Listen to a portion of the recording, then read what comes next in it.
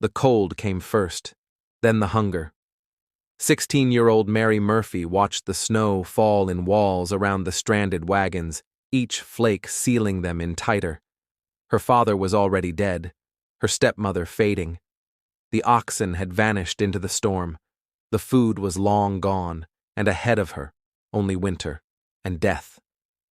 In 1846, the Murphy family joined the Donner Party, one of the most tragic and infamous journeys in American history.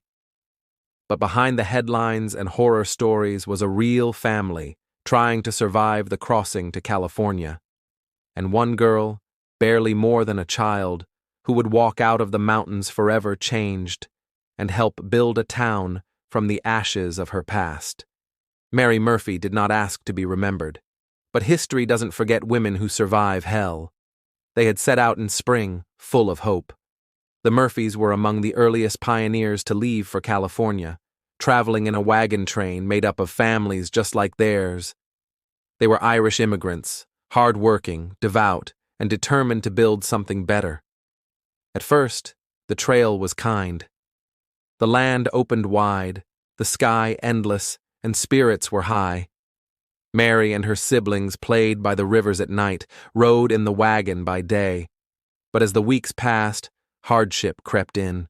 Wagons broke, water dried, and tempers flared. Then came the decision that doomed them all: to take a shortcut through the mountains. Hastings Cutoff, it was called. It would save time, they were told. Instead, it led the Murphys and the rest of the Donner Party straight into the high Sierra Nevada, just as early snow began to fall. By November, the family was trapped. The mountains closed around them like jaws. The snow was so deep the wagons could not move. The oxen froze. People fell ill. Mary's father, Martin Murphy Sr., died before they even reached the mountain pass. Her stepmother, Harriet, weakened by the journey, couldn't care for the children. That task fell to Mary. She became mother, sister, caretaker. And then, as the weeks dragged on and starvation set in, survivor. Mary kept a journal, sparse, factual entries. She wrote of cutting bark from trees to boil into soup, of melting snow to drink, of the dead and what others did to them. She never admitted it herself, but it was whispered for years that some of the Murphy cabin turned to cannibalism, that she may have helped prepare the meat, that she did what she had to do to keep her siblings alive.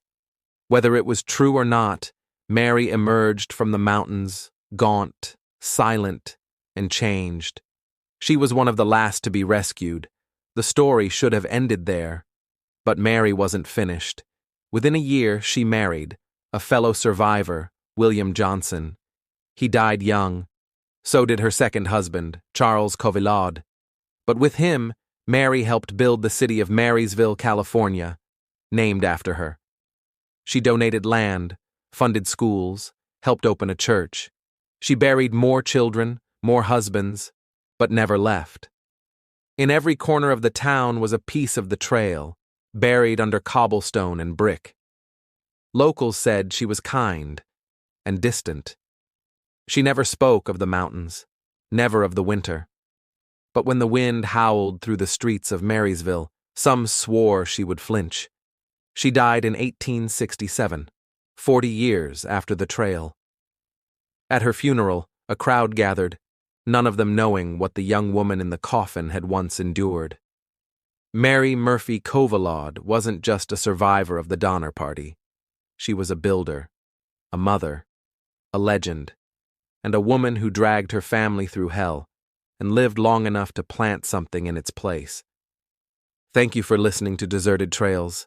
Subscribe for more forgotten stories from the old frontier.